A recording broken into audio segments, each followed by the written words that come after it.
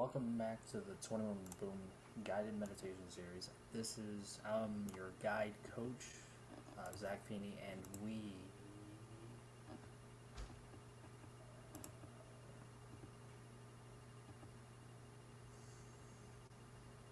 so Viktor Frankl says between stimulus and response there is a space, and in that space is our power to choose our response. In our response lies our growth and our freedom. In modern life, our stress response, designed evolutionarily to protect us from danger, can actually put our lives in danger when it is activated continually and without resolution. And this is bad news.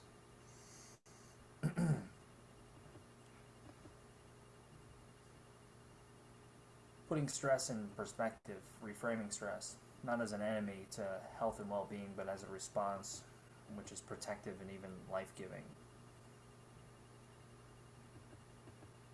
Health endangering stress simply comes from a belief that stress is bad. And a good counterbalance to the idea that stress is always bad. So, what is it actually? There's reasons why we experience it. Stress is a physical expression of our fight or flight survival mechanism.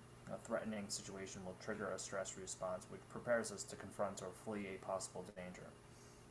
This helps for immediate danger, but unfortunately, the stress response is also triggered by tense situations where physical action is not an option, such as unreasonable, people that you work with, heavy traffic, or financial problems. And the two types of stress are acute and chronic. Acute stress prepares us for fight or flight and is generally short-term. Chronic is long-term and is the main cause of stress-related health problems. Stress causes chemical changes in the body that, left unchecked, can have negative effects on both mental and physical health. High levels of stress can contribute to health issues as diverse as depression, insomnia, heart disease, skin disorders, and headaches. Acute stress, in more detail, is a short-term response by the body's sympathetic nervous system. How long acute stress lasts may vary. The response can last for a few minutes or a few weeks. During an acute stress response, the adrenal medulla, part of the adrenal glands, there are two small glands located at the top of each kidney, and they begin to release catecholamine hormones, including adrenaline and noradrenaline. In all, over 17 different hormones are released during an acute stress response. The physical responses are that blood sugar levels rise, additional red blood cells are released to carry extra oxygen, peripheral blood vessels constrict, pulse quickens, blood pressure rises, and digestion stops. In detail about chronic stress, it occurs when continuous acute stress responses keep the body on alert continuously, negatively affecting health. The ongoing stress response causes the hypothalamus and pituitary gland, the portion of the brain, to release a chemical known as ACTH, adrenocorticotropic hormone. ACTH is known as the stress hormone and stimulates the adrenal gland to produce and release cortisol. And cortisol is one of the hormones associated with waking and sleeping. Levels of cortisol naturally fluctuate during the day. Cortisol levels are highest in the morning and lowest at night. Higher levels of cortisol in the morning help us wake up. When chronic stress stimulates cortisol production, the daily cycle of cortisol levels is disrupted. High levels of cortisol may occur at night, and this can result in insomnia. And it affects your health, of course, and imbalances of cortisol and other stress-related hormones weaken health over time, and the effects are not immediately seen. Practicing stress management techniques can help minimize the effects of stress on your health. And the high levels of stress, cortisol, that contributes to weight gain. It promotes the synthesis of glucose from proteins in order to make more glucose available as fuel in response to stressful situations. This reduces lean muscle mass and increases blood sugar levels. Research has shown that cortisol also increases the deposition of abdominal fat and increases cravings for food, especially carbohydrates or sugars. This helps to set up the vicious cycle of stress and overeating, especially of unhealthy foods. which creates more stress and more overeating, etc., etc. By supporting a person's adrenal glands and lowering cortisol output, the vicious cycle can be broken.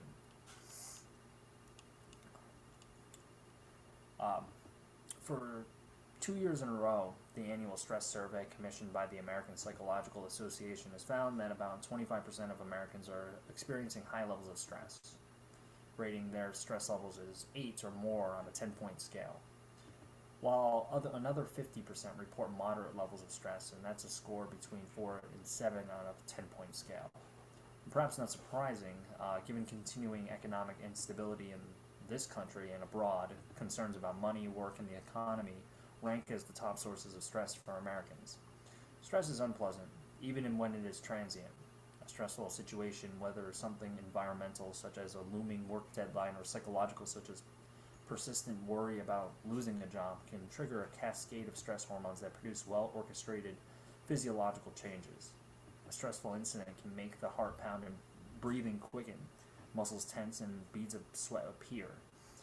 This combination of reactions to stress is also known, as we just said, as fight or flight, and the response because it evolved as a survival mechanism, enabling people and other mammals to react quickly to life-threatening situations. The carefully orchestrated yet near instantaneous sequence of hormonal changes and physiological responses helps someone to fight the threat off or flee to safety. Unfortunately, the body can also overreact to stressors that are not life-threatening, such as like traffic jams, work pressures, and family difficulties. Over the years, researchers have learned not only how and why these reactions occur, but have also gained insight into the long-term effects that it can have on your physical and psychological health.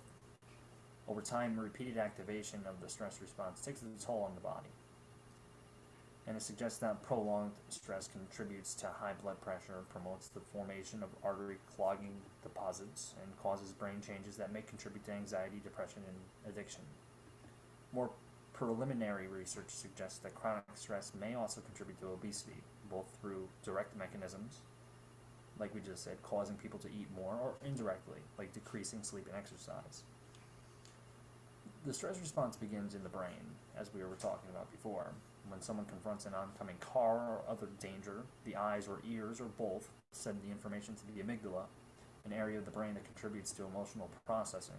The amygdala interprets the images and sounds, and when it perceives danger, it instantly sends a distress signal to the hypothalamus.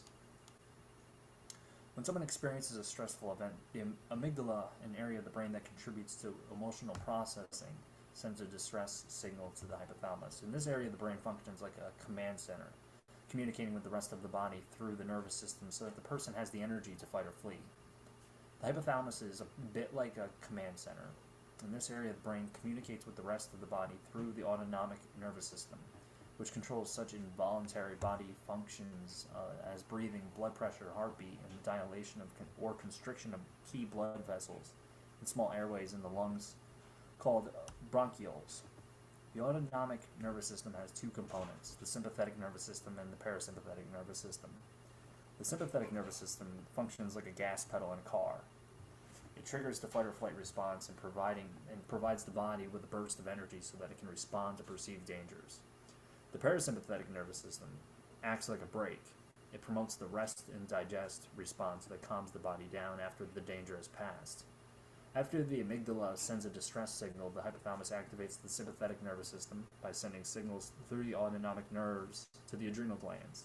These glands respond by pumping the hormone epinephrine, also known as adrenaline, into the bloodstream. As epinephrine circulates through the body, it brings on a number of physiological changes. The heart beats faster than normal, pushing blood to the muscles, heart, and other vital organs. Your pulse rate and blood pressure go up. The person undergoing these changes also starts to breathe more rapidly. Small airways in the lungs open up wide. This way, the lungs can take in as much oxygen as possible with each breath. Extra oxygen is sent to the brain, increasing alertness. Sight, hearing, and other senses become sharper. Meanwhile, epinephrine triggers the release of blood sugar, glucose, and fats from temporary storage sites in the body. These nutrients flood into the bloodstream, supplying energy to all parts of the body.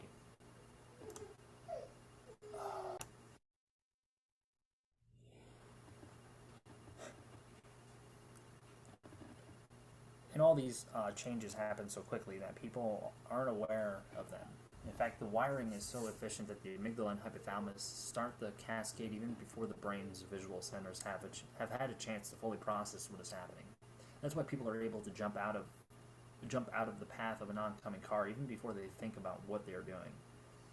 As the initial surge of epinephrine subsides, the hypothalamus activates the second component of the stress response system, known as the HPA axis. This network consists of the hypothalamus, the pituitary gland, and the adrenal glands. The HPA axis relies on a series of hormonal signals to keep the sympathetic nervous system, the gas pedal, pressed down. If the brain continues to perceive something as dangerous, the hypothalamus releases corticotropin release hormone, or CRH, which travels to the pituitary gland, triggering the release of adrenocorticotropic hormone, or ACTH. This hormone travels to the adrenal glands, prompting them to release cortisol, and the body thus stays revved up and on high alert, and when the threat passes, cortisol levels drop. The parasympathetic nervous system, the brake, then dampens the stress response.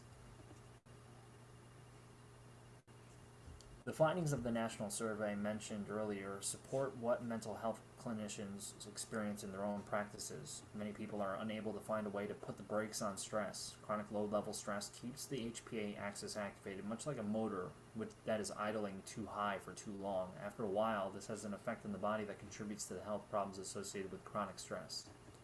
Persistent epinephrine surges can damage blood vessels and arteries, increasing blood pressure and raising risk of heart attacks or strokes.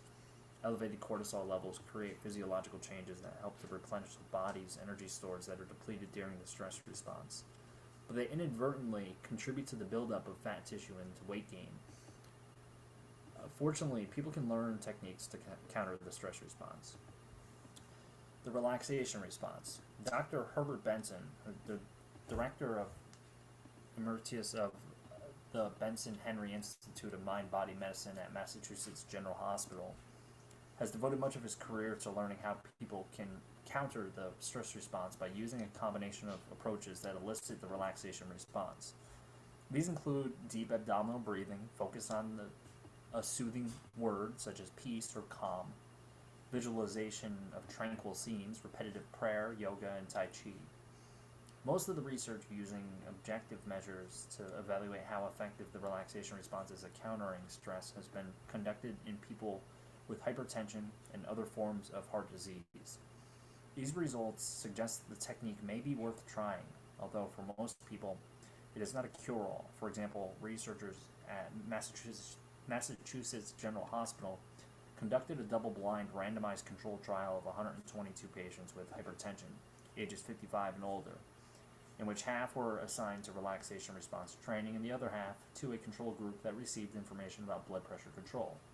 After 8 weeks, 34 of the people who practiced the relaxation response, a little more than half, had activated a systolic blood pressure reduction of more than 5 millimeter mmHg, and were therefore eligible for the next phase of the study, in which they would reduce levels of blood pressure medication they were taking. During that second phase, 50% were able to eliminate at least one blood pressure medication, significantly more than in the control group, where only 19% eliminated their medication.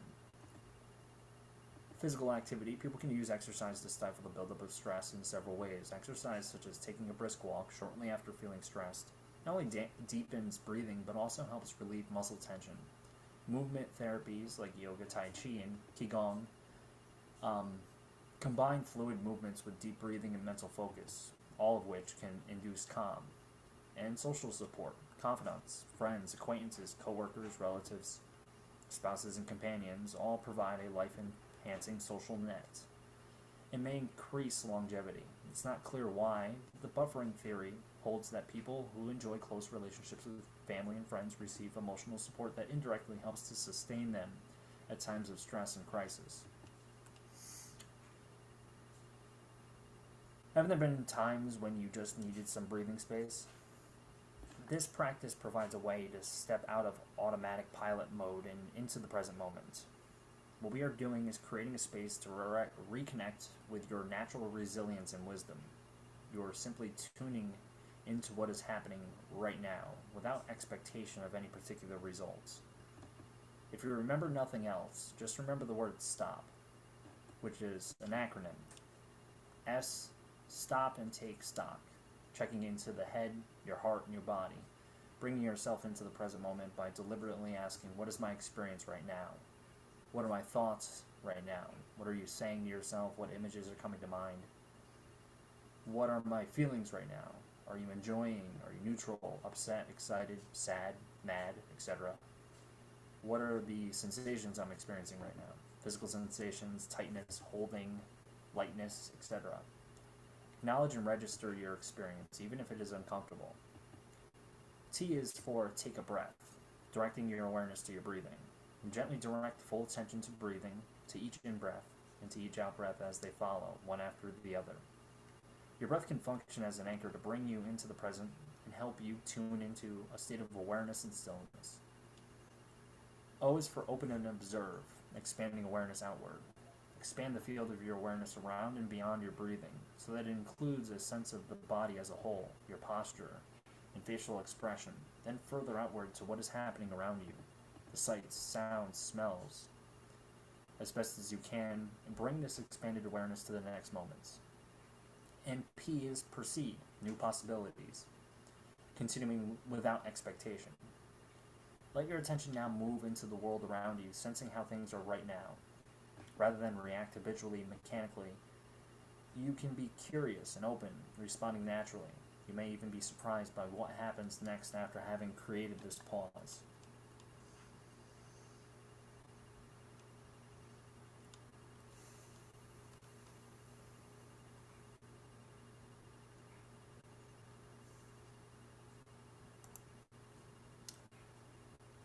So, the next segment will guide you through a sitting meditation with breath as the primary object of awareness. Arranging to spend this time in a comfortable but attentive posture, preferably sitting up without leaning back for support, if that's possible for you, and at a time and in a place where you won't be disturbed. Sitting in a dignified posture, head balanced on shoulders, your arms and hands resting in a comfortable position. This is a time for allowing ourselves to switch from our normal mode of doing and moving and reacting to one of simply being, just being attentive to what's happening within your own awareness right here and right now. And as you sit, just noticing sensations of breath, gently close your eyes. Just noticing how your abdomen moves on each in-breath and each out-breath. The movement of air through your nostrils. A slight movement of chest and shoulders.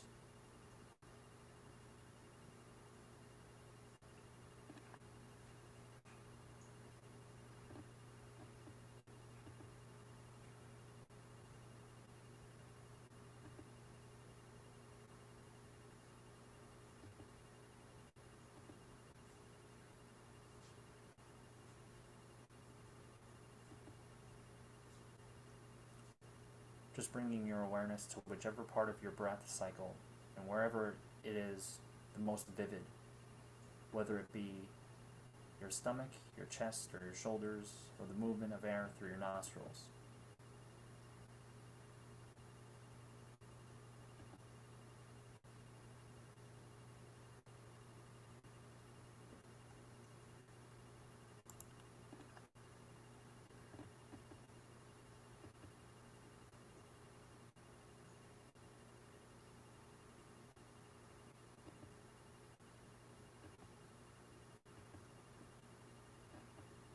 Noticing the entire cycle of breath from the movement of the air coming in and the filling the lungs and the extending the abdomen slightly, the movement of air going out, and being aware of the pause, the stopping point in between the in-breath and the out-breath, and the out-breath and the next in-breath. It's all one movement, even through the changing of direction. Just notice where that pause is, seeing to what degree you can be aware of your whole entire cycle, recognizing that each part of the cycle is different from the other parts. And this time through may be different than the last time through, and each one is absolutely unique in its own way, if you pay attention.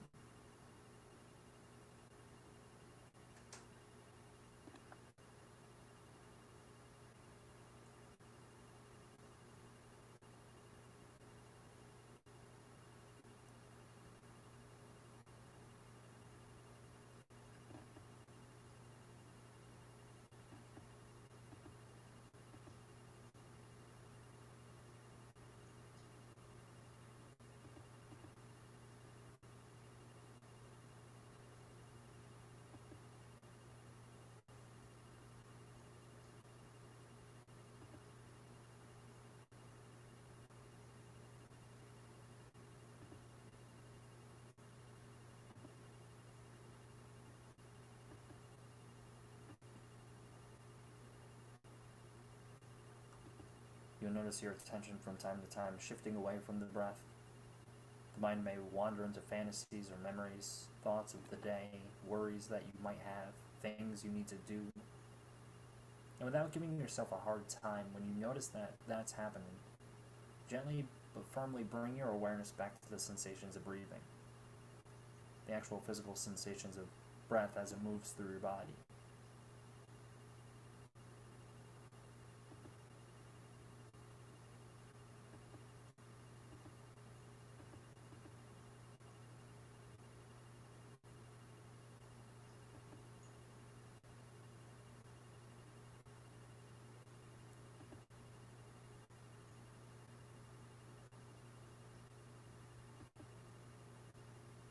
Being aware of where the mind goes, gently shifting your awareness to sensations of breath.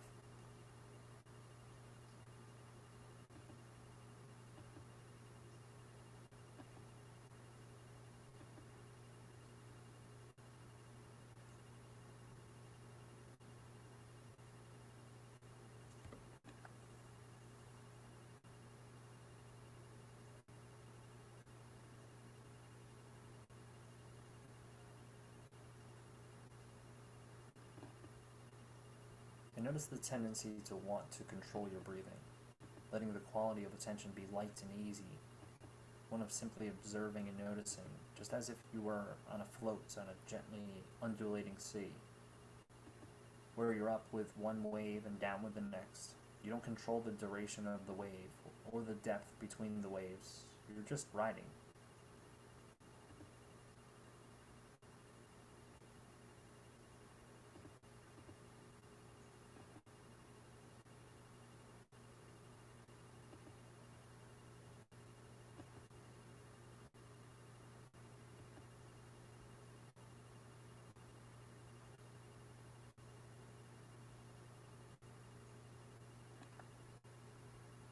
And just gently coming back to sensations of breathing.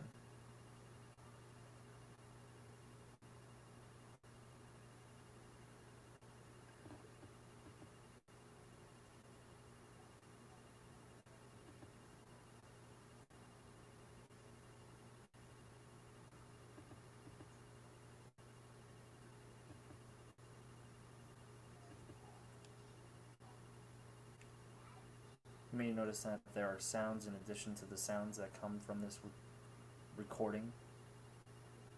In this meditation right now, sounds of traffic or movement or something else going on. Just noticing that your attention is moved to that perception of sound. Just staying with it long enough to notice the quality of the sound. Sound as vibration, tone, volume, or intensity. Being aware of the mind to label sound as traffic or as voices or as music. Coming closer to the actual experience of the sound as it hits your eardrums. Qualities or pitch or rhythm or intensity. Separating out the actual reception of sound from the labels we put on it.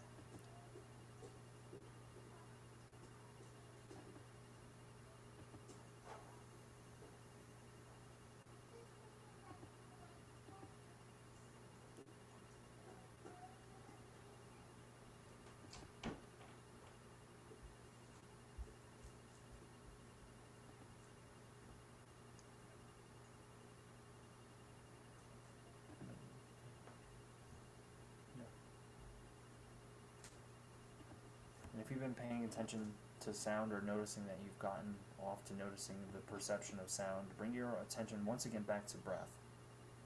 Letting your breath be your anchor of awareness, so that each time your awareness goes somewhere else, just gently coming back to the breath, without judgment or any upset if you can do that. If we see that the attention has gone out somewhere else, just coming back to the breath.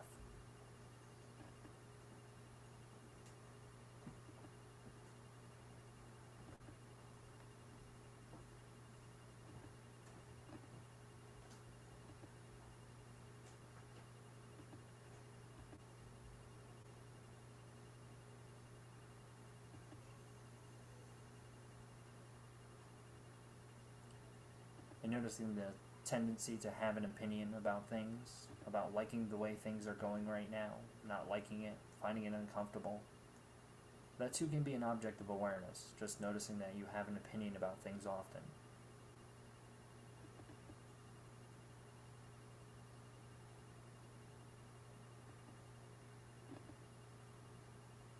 So that my critical mind that would rather have things be different than they are, and that too can be noticed.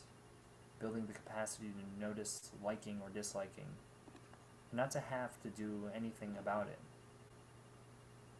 And how freeing is that?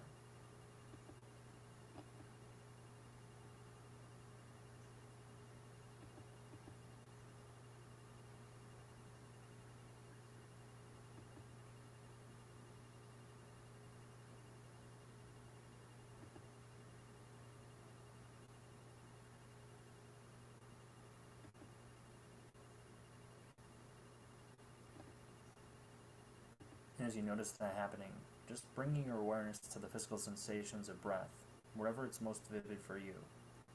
Just riding the entire cycle, one cycle after another.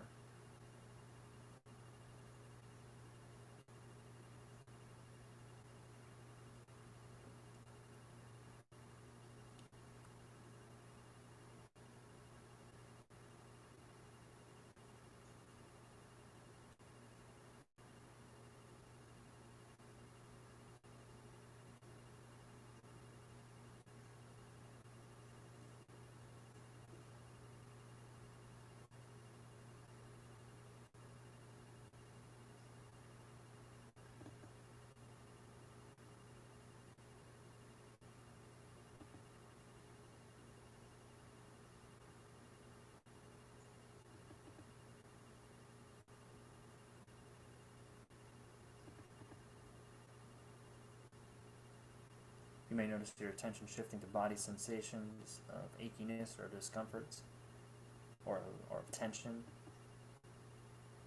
And as you notice these sensations of discomfort that happen for you, there are several things which can be done with just the sensation.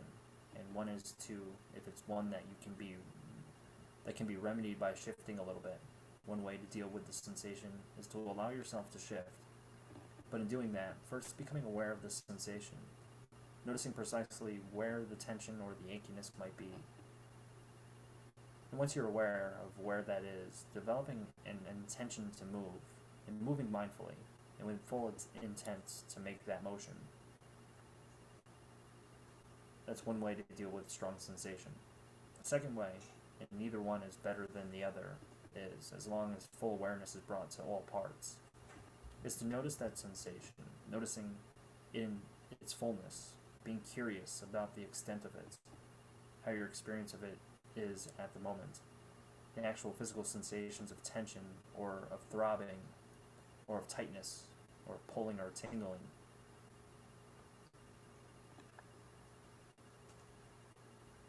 And the way of dealing with it is just to notice that it's possible to stay for a moment longer with the sensation, experienced as pure sensation without the labels of discomfort or of tension or of achiness, just noticing where it is, noticing your experience of it, and staying with it without having to react to it, just for the moment.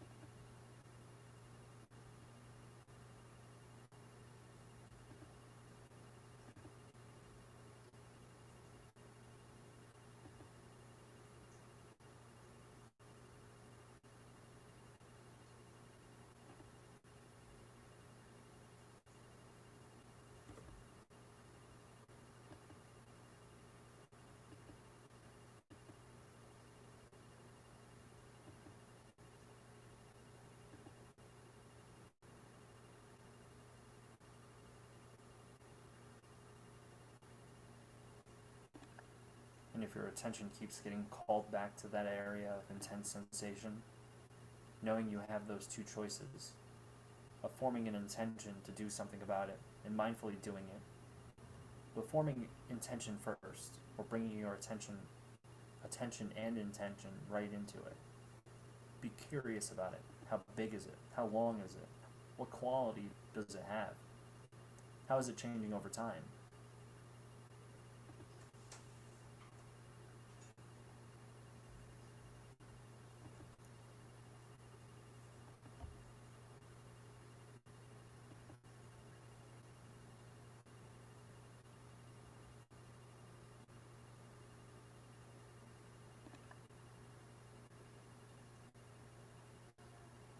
And wherever the mind goes in terms of thoughts, to liking or disliking, perceptions or sensation, or hearing of sound, or feelings of peace or of sadness, or frustration, or of anticipation.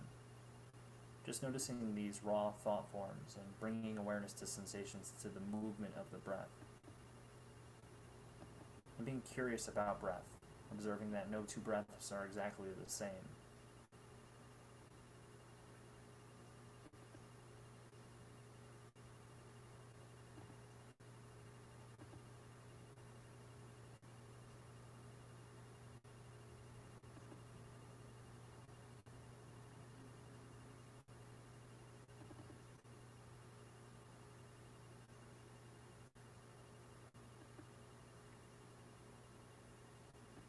And seeing if it is possible to have a friendly attitude toward whatever comes into your awareness. How if your mind has gone off on a fantasy or a thought or a judgment or a worry or a sensation or a sound, just in a friendly way notice that this is happening and coming back to the breath. Recognizing that the entire cycle of awareness is important to this experience, including the movement from breath and including the coming back.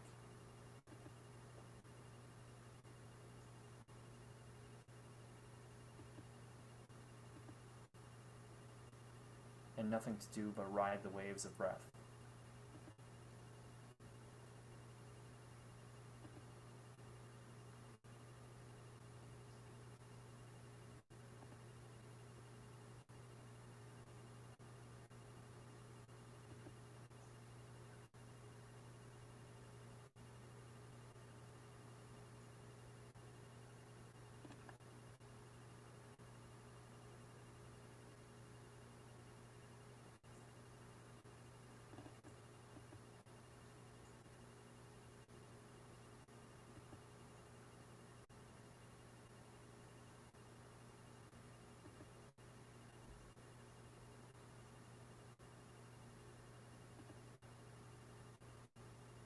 Seeing if it is possible in those moments when your awareness has gone somewhere else. Noticing how that flicker of attention happens, that moment when you realize it is somewhere else, somewhere other than the breath, and at that moment seeing if it is possible of having an attitude of celebration, of congratulation, of recognition that this is a moment of awareness. You acknowledge yourself for noticing you've gone somewhere else. Just easily bring your attention back to the breath in a friendly and a non-judgmental way.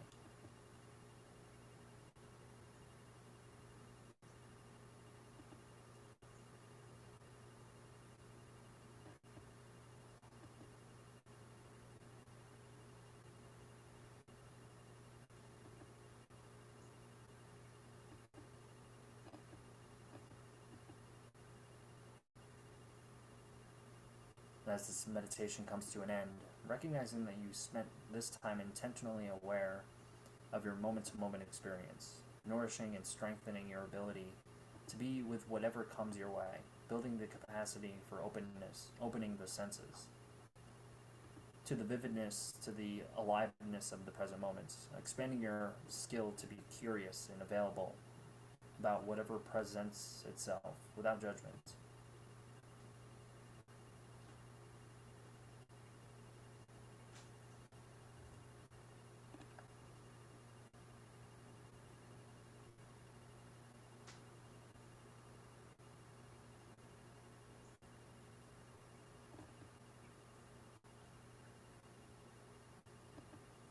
And when you're ready, allowing the eyes to let some light in, and permitting yourself to shift or stretch in whatever way feels comfortable